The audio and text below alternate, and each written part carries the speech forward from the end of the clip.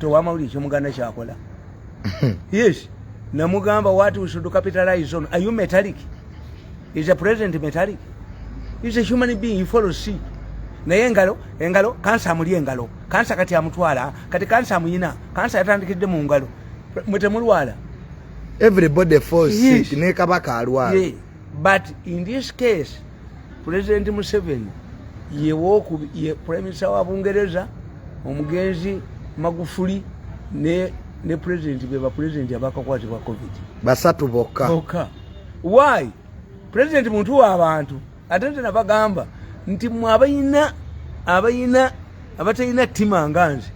Nze mbera mfululize my hand. Nti nkwate mu ngalo. Muzeyo ine tima abantu bakubuuza tobadda. Nkola bwezi. Ochiwete atu bakuleetera engalo notazikwata. Mu Baganda is not your initiative to unite Uganda. Bagwanganye. Mu bifuba. We know each other. We are at the same age. To bring me a hand and I shake you with your hand, it means we are equal.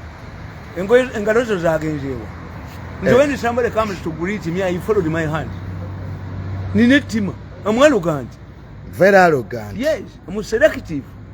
Abakwata mu ngalo obalonda musibuli omu. Era Gaddafi, what did Gaddafi do? Gaddafi yafuna gloves ezifaanana n'omubiri gwe. Gaddafi nga tabuuza bantu ne mukono mwerere. Gaddafi yambalanga gloves nengo ezolooza ngalo. Kumbe gloves. But Museveni is a pro-people person. Buli mwayagala amukwateko mu ngalo amukuba akaama. Buli mwayagala amukwateko mu ngalo amukuba akaama. Bwe basabira ssente.